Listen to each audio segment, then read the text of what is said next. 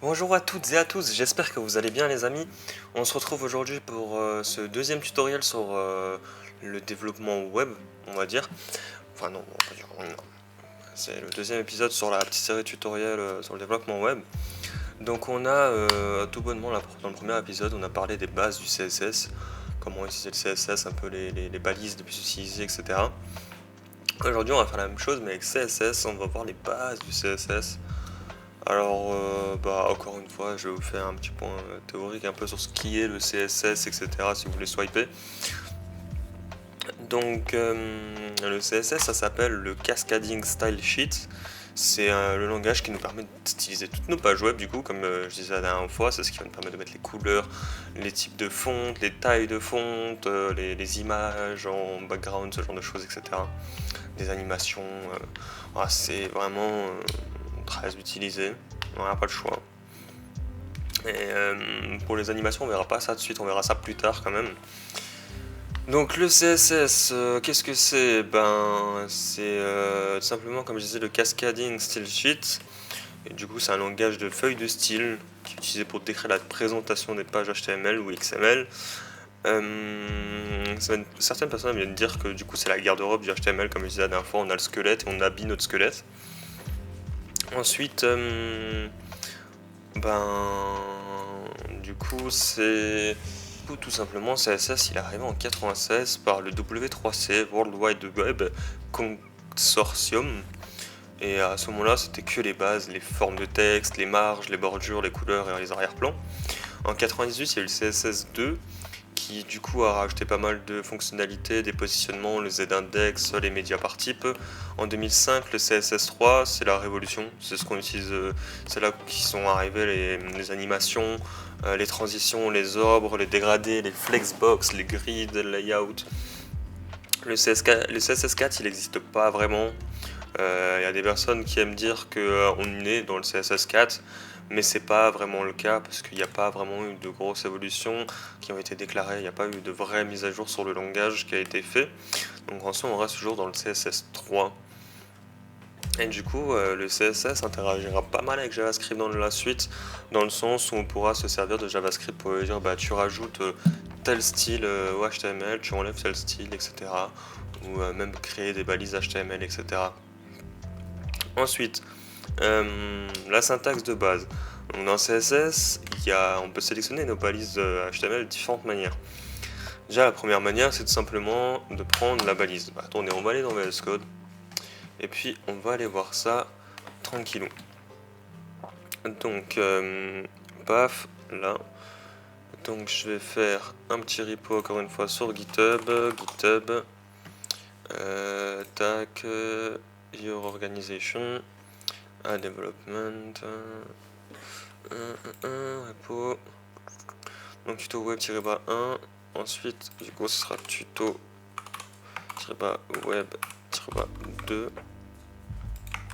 Second tutoriel sur le développement web en parlant des bases du CSS. Public, readme, public, create. Et hop, on prend le petit code, tac, on ouvre bat, git clone, hop, cd tuto, hop, code, point. Donc on a notre petit readme, donc on va directement faire le index.html et le main.css. Voilà, donc ici on va directement appeler notre element pour avoir la base. Donc on va mettre adev.bat accueil. Là tout simplement ce qu'on va faire du coup c'est qu'on va faire un petit header, voilà, avec premièrement dans ce header on va lui mettre un h1, voilà. Donc on va mettre bienvenue sur le site de a-dev.bat. Voilà, on enregistre. Déjà ça dans un premier temps. Non, pardon, go live, histoire de voir quand même ce qu'on a. Voilà, donc on voit bien tout ça, c'est parfait, ça marche. Ensuite, pour faire du style, comme je disais la dernière fois, ce qu'on peut faire, c'est faire style, voilà. Et du coup ici, comme je disais, on a différentes manières de sélectionner. Donc la première, c'est de sélectionner notre balise directement. Donc là, je peux sélectionner la balise header, donc header, paf, double point, non, pardon, header. Vous ouvrez les crochets, voilà. Et là, vous mettez background color, vous mettez red. Et du coup, notre header, il est rouge. Maintenant, ce qu'on peut faire aussi, c'est du coup sélectionner notre P. On va le sélectionner différemment. La dernière fois, je parlais des classes et des idées. Donc, on va faire une classe qui va s'appeler first title. Et du coup, là, au lieu de faire H1, je vais faire point first-title. J'ouvre mes accolades encore une fois. Et là, du coup, ce que je vais faire, c'est que je vais faire, au lieu de background color, je vais juste faire color. Et on va faire yellow, histoire que ça se voit. Donc, voilà. Ensuite, ce qu'on peut faire aussi, c'est faire un ID qu'on peut appeler underline. Pour faire une classe générique, du coup. Et donc, l'idée, lui, se sélectionne avec le hashtag. Donc là, underline. Et à ce moment-là, je peux faire text decoration underline. Et du coup, mon texte sera souligné. Donc voilà. Un peu déjà comment les sélectionner. Donc on peut sélectionner directement la balise, on peut sélectionner avec la classe, et on peut sélectionner du coup avec l'idée. L'idée qui va être aussi tout le temps utilisée pour, on va dire, pour JavaScript. Et aussi l'idée, je ne peux qu'en mettre un. Tandis que là, si je veux, je peux mettre button, ou alors je peux mettre une classe qui s'appelle title, que tous mes titres auront, et une classe, je sais pas moi,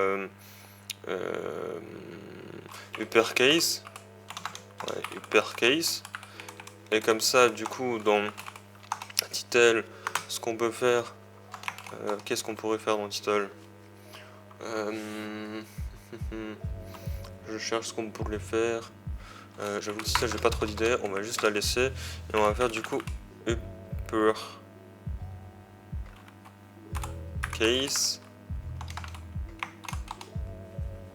Uppercase, ah oui, il y a un point, pardon. Et du coup, là, on va faire texte transform, uppercase, et du coup, tout est en majuscule. Voilà. Donc un peu, donc les classes, vous pouvez en mettre plusieurs. Les idées, vous en pouvez en mettre qu'un. Et par contre, vous voyez, ici, j'ai sélectionné mon header. Bon, là, c'est le header qui, du coup, sera qu'une seule fois dans mon page. Mais si je remets un second header ici, avec, disons, un UL, avec un LI, avec liste, et je mets quelques listes, du coup, ben, à ce moment-là, vous voyez, tous mes headers auront ce background red. Donc, ça permet de faire des classes génériques ou selon ce que vous voulez faire, surtout. Donc, ben, on a vu comment les sélectionner. Ça, du coup, oui, voilà, c'est un peu ce qu'on appelle la syntaxe. Et donc là, vous voyez que je l'ai faite ici. Maintenant, ce qu'on va faire, c'est que cette syntaxe, on va la prendre, on va la coller dans ce fichier main, on va retirer les balises style, et à la place, on va faire une balise, link, voilà. Et là, du coup, on a real sheet, style sheet, parfait, c'est ce qu'on veut pour le CSS. Et là, du coup, le href, on va tout simplement sélectionner le chemin. Donc là, main.css. Et du coup, le CSS reste bien actif. Donc ça, c'est un peu pour la syntaxe. Donc ça, c'est comme ça que vous allez, si on a plusieurs fichiers, bah, vous faites du coup plusieurs liaisons. Maintenant, on va parler de quelque chose qui est très marrant. C'est ce qu'on appelle le responsive. Ce que vous savez, aujourd'hui quand même, qu'on a beaucoup de taille d'écran. Donc quand vous êtes sur votre page Google, là, comme ça, vous faites F12. Ou alors, vous pouvez aussi faire clic droit, inspecter. Donc vous allez avoir votre petite console. Alors de base, si je me trompe pas, elle sera plutôt comme ça, voilà. Moi perso, j'aime bien la détacher. Donc oui, elle sera comme ça de base, votre console. Donc je vais la redétacher, hop. Et vous voyez, quand je clique là, ça me fait désactiver la barre d'outils de l'appareil. Et là, vous voyez que j'ai un iPhone 12 sélectionné. J'ai le SE, il y a les iPads, il y a le côté Samsung bien évidemment. Tac. Et il y a ce qu'on appelle le responsive, pour faire vraiment toutes les tailles d'écran. Donc mobile, mobile, mobile, tablette, ordinateur portable, portable L et 4K. Il n'y a pas plus grand, ça c'est le plus grand du coup. Et donc c'est très important, vous voyez que là en 4K, c'est pas centré ni rien. Là c'est pas très centré non plus, mais tout est mis au milieu sur 3 lignes, la taille d'écriture est beaucoup trop grande par rapport à la taille d'écran, etc. Et donc c'est ce qu'on appelle le responsive, c'est de faire en sorte que son site web soit joli, dynamique, peu importe la taille d'écran du client. Et c'est quand même quelque chose de très important aujourd'hui parce que il y a plein de sites où même tout simplement les réseaux sociaux, une application, ça va être pareil. C'est qu'on va avoir le format du coup téléphone, on va avoir le format montre aussi pour certaines choses aujourd'hui. Il y a pas mal de montres connectées quand même aujourd'hui aussi. Et puis après on va avoir du coup les différentes tailles de les tablettes, etc. Et on utilisera pour ça ce qu'on appelle des media queries qui nous permettront en gros de dire quand l'écran fait de cette taille là jusqu'à cette taille là, en largeur, en hauteur, en ce que vous voulez, dans ce cas là, tu me mets telle propriété CSS. Et si mon écran derrière il fait de cette taille là jusqu'à cette taille là, tu me mets ces propriétés là. On verra ça un peu plus tard dans les projets un peu plus complexes. L'épisode 3, on ferait un petit projet, un petit site vitrine en HTML, CSS très basique d'une pâtisserie ou une petite boutique, un petit commerçant. On va totalement faire un truc fictif. Mais à terme, on fera des applis qui seront responsives et du coup, on servira de tout ça. On va brièvement l'introduire aujourd'hui, mais on n'ira pas forcément dans les détails non plus.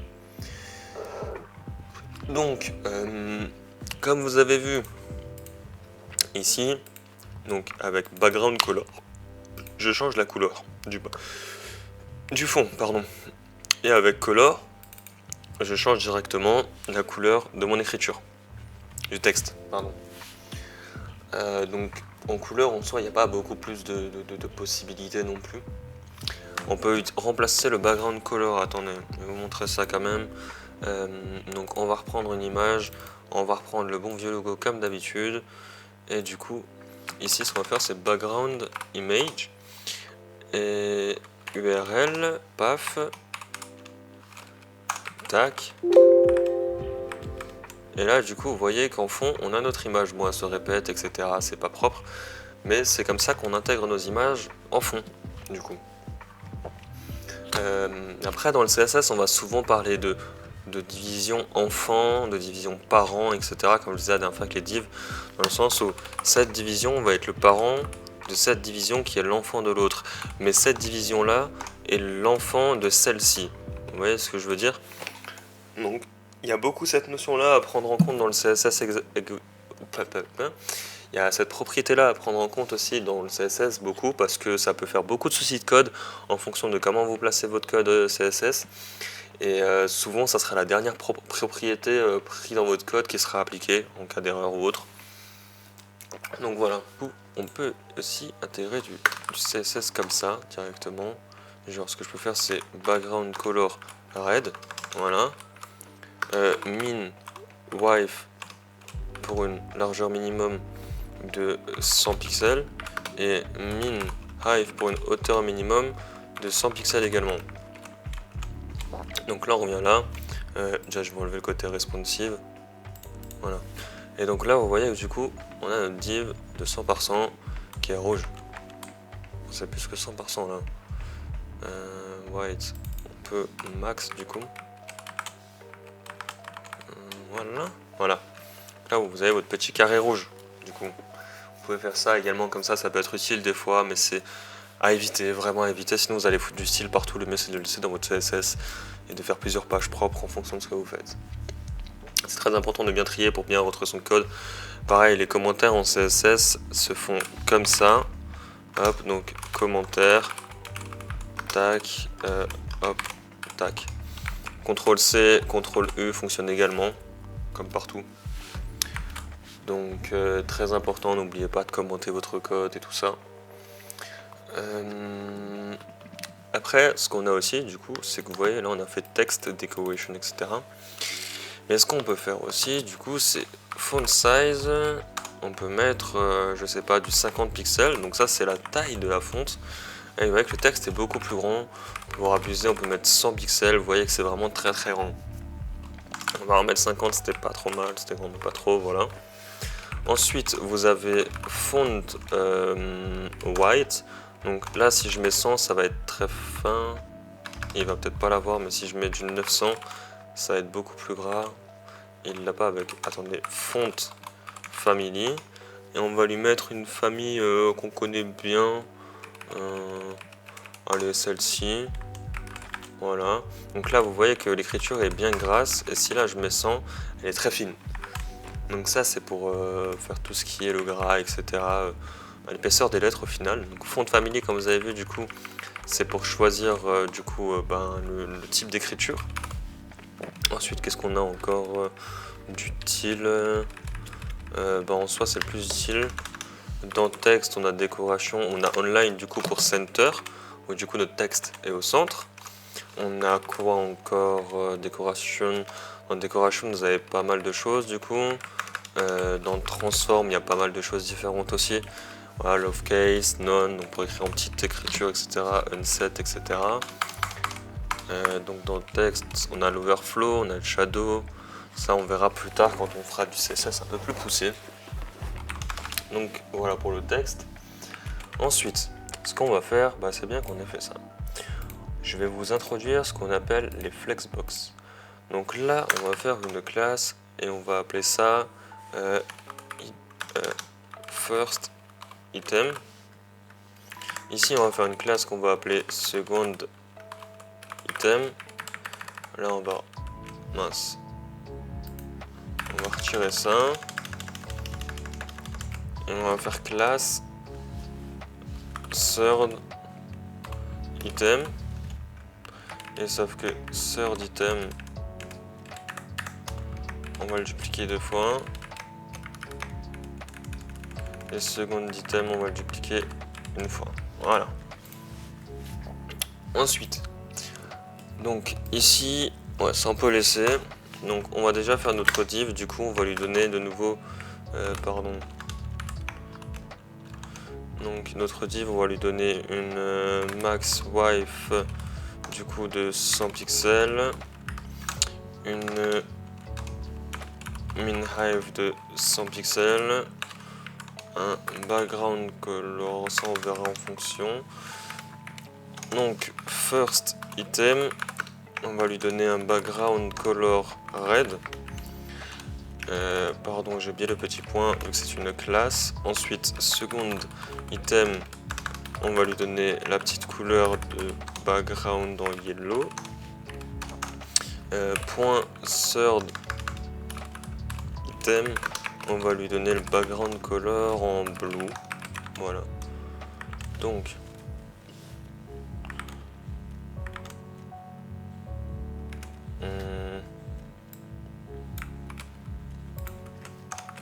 on va faire ça. Ici, on va mettre du 80 par 80. Et ici, on va mettre du 50 par 50. Et du coup, ça, on va le retirer. Voilà. Donc là, c'est un peu n'importe quoi, on va dire. Ce qu'on va faire aussi, c'est un border. Donc de 2 pixels solides en noir. Hop. On va le mettre là. On va le mettre là, histoire de pouvoir un peu distinguer tout ça. Voilà. Et donc là, ce qu'on va commencer par faire, premièrement, c'est les grids. Donc pour ça, ce qu'on va faire, c'est que lui, on va lui dire donc display grid.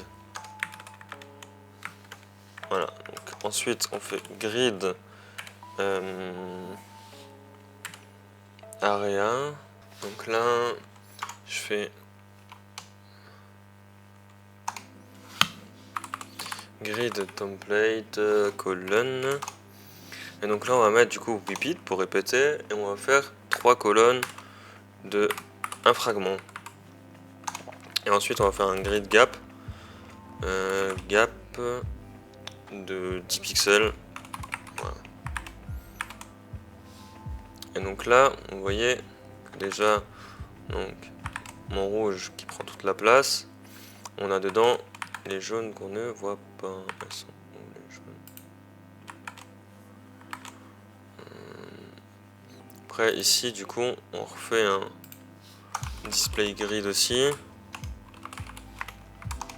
un grid template colonne de repeat. Il y en a combien? Non, là on va faire 2 1 fr, et là on va faire 3 1 fr et un grid de gap encore une fois de 10 pixels, et voilà. Donc là ensuite on peut faire un template row qui peut être pareil, donc row, et ici pareil pour le row du coup.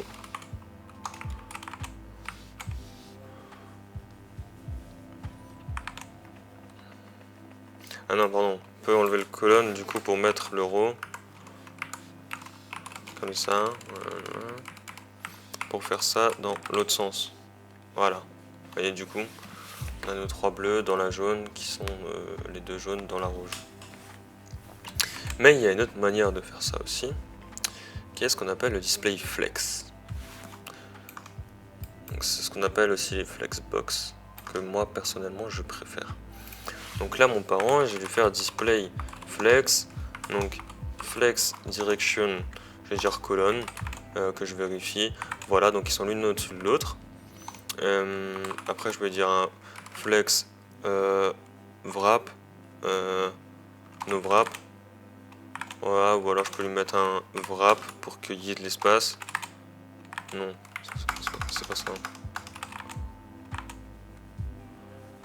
Non, pour mettre de l'espace, simplement je peux mettre du margin en bas, donc attendre des colonnes.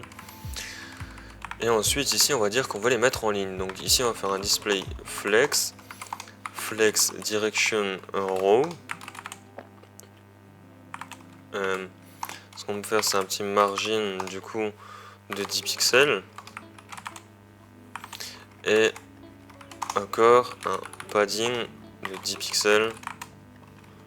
Non, pas ici du coup, mais on va mettre un margin là en bas. Margin 10 pixels. Et par contre ici au de max wife, on va mettre min wife. Voilà, et là on va mettre min encore une fois parce que du coup on commence à être bien large. Et là encore une fois min, et voilà. Donc on voit bien positionnement du coup, pour positionner tout ça.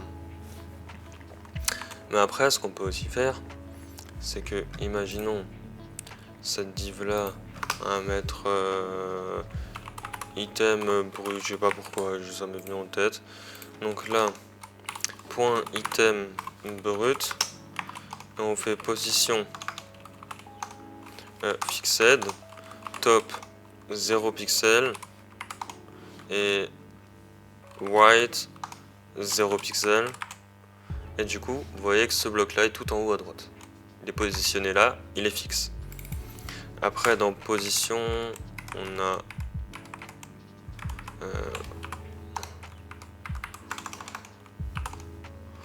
absolute, on a relatif, on a statique, il y a pas mal de positions différentes. On verra ça dans les projets qu'on fera du coup. Mais voilà un peu comment du coup positionner toutes vos divs sur votre écran, etc.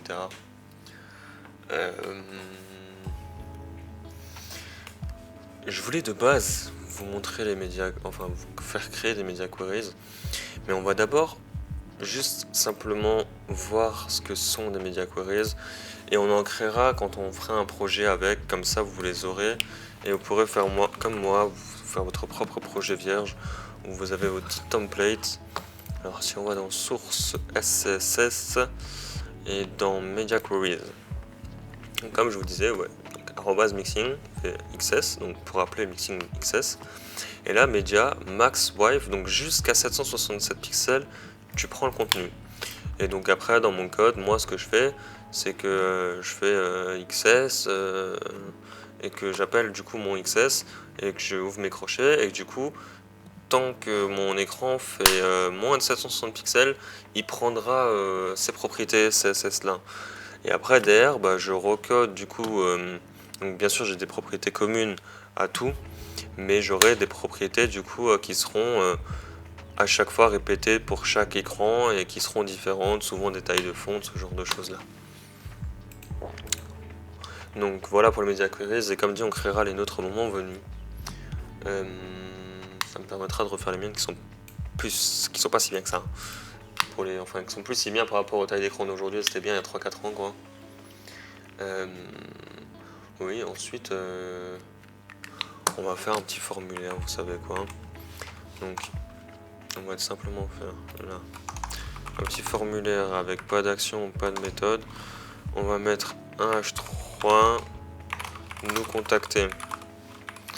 Ensuite ce qu'on va faire, c'est qu'on va faire un input en texte avec un placeholder email.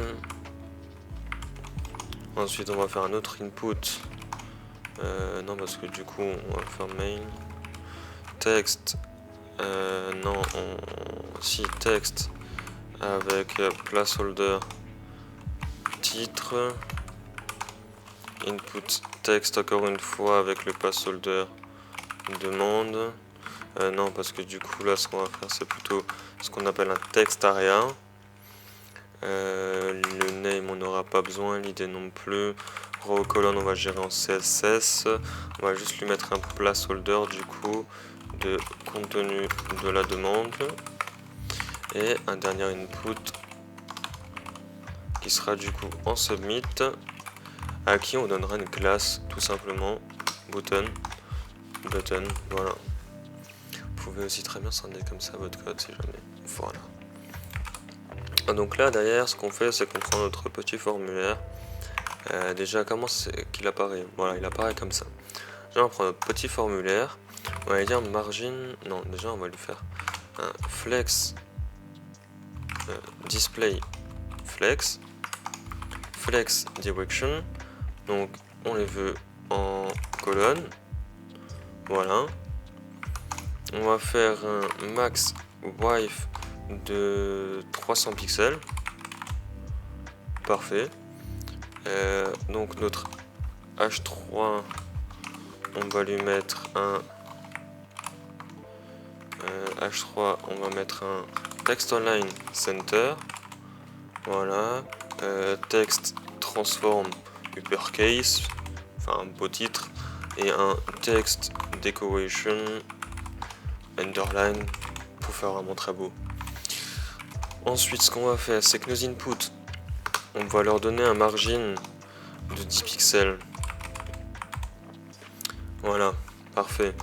On va faire la même chose à notre text area. On va lui donner un margin de 10 pixels. Voilà, parfait. Et maintenant, ce qu'on peut même faire, c'est que du coup, notre formulaire, vu qu'on sait faire, on peut faire un background dark blue avec un border de 2 pixels solide en red, voilà, pour qu'il se voit vraiment bien, et un border radius de 10 pixels. Voilà, on est pas mal. Là on peut mettre un petit margin aussi, auto, est-ce que ça va nous le centrer? Parfait. Donc auto sur les côtés, et en haut et en bas on va mettre 5 rem, on va y venir après au rem. Voilà. Ensuite ce qu'on peut faire c'est form double point placeholder, voilà. Text online center également, oula,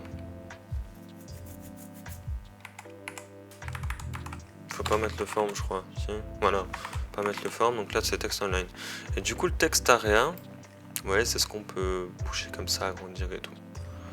Par contre ce qu'on va lui mettre à notre text area, c'est qu'on va lui mettre un attendez, on va juste, voilà, on régénère. On va prendre notre petit DevTool, on va prendre ça, on va mettre ça sur le côté. Et là déjà vous voyez, donc on voit bien ici l'orange. Donc l'orange c'est ce qu'on appelle le margin. Pour vous montrer un peu mieux, vous voyez donc le margin c'est ce qui est à l'extérieur. Et à l'intérieur, donc ça c'est le margin. Ensuite le border c'est le contour, le padding et votre contenu. Le padding du coup pour la différence. Et donc moi ici ce que je veux c'est savoir la taille, pas de ma div. Moi je veux savoir la taille de mon text area. Sinon ce que je peux faire c'est que je peux très bien aller le chercher ici. Et là mon text area il fait 280 de largeur, 136 de hauteur. Donc déjà ce qu'on va lui mettre c'est une min height de 50 pixels. Voilà. Et du coup on avait dit que c'était le text area qui est là. Donc 280. Et du coup on va mettre un max width de 280 pixels. Ce qui fait que du coup notre personne là, qui veut l'agrandir, bah, elle peut le rapetisser, elle peut le rallonger, mais elle peut pas l'agrandir plus que ça. Et donc même ce qu'on va faire, c'est que derrière ce qu'on va faire c'est min width 280 pixels. Comme ça, la personne ne peut pas le rapetisser comme ça ni comme ça, mais elle peut le rallonger tout de même. Voilà, pour un petit truc vite fait, pour que notre texte se voit mieux, on peut lui mettre une petite color en... Qu'est-ce qu'on pourrait lui mettre? Allez, du bleu-violet, parfait. Donc voilà, j'ai pas grand chose de plus à rajouter. Comme dit, j'ai pas forcément envie d'aller beaucoup plus loin dans ce premier épisode. J'aimerais rester vraiment dans les bases du CSS et forcément à force avec les projets etc.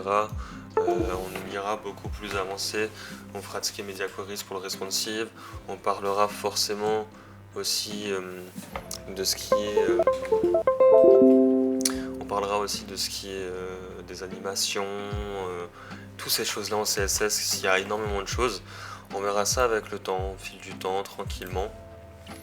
Mais je vais vous laisser là, moi personnellement, pour cette vidéo. Encore une fois, c'est une vidéo assez courte comme le premier. Les tutos seront assez courts. Prochain tuto risque d'être un peu plus long étant donné qu'on ferait un projet. Les projets, je vais pas les préparer en amont. Je préfère vraiment faire ça avec vous et que mes idées surgissent et que je fasse même des erreurs de code pour que vous voyez et pour que je puisse aussi vous présenter ma façon de débugger. À savoir aussi que chacun développe à force avec le temps sa propre façon de débugger. Mais sachez que c'est 80-90% du travail du coup. Donc voilà, je vais pas vous tenir plus longtemps, je vais juste faire un petit gap du coup sur le Discord d'Adevbat, n'hésitez pas à le rejoindre. On essaie de vous aider si vous avez des petits soucis sur tout ce qui est par rapport au tuto, pour ceux qui veulent apprendre à coder, que ce soit du web, du 5M. Il y a également des gens dans l'équipe qui s'y connaissent en software également. À côté on a ouvert du coup nos serveurs de jeu, Minecraft, et puis ceux qui sont en développement, GTRP, DayzRP. Donc voilà, n'hésitez pas à rejoindre les différents Discord qui sont dans la description.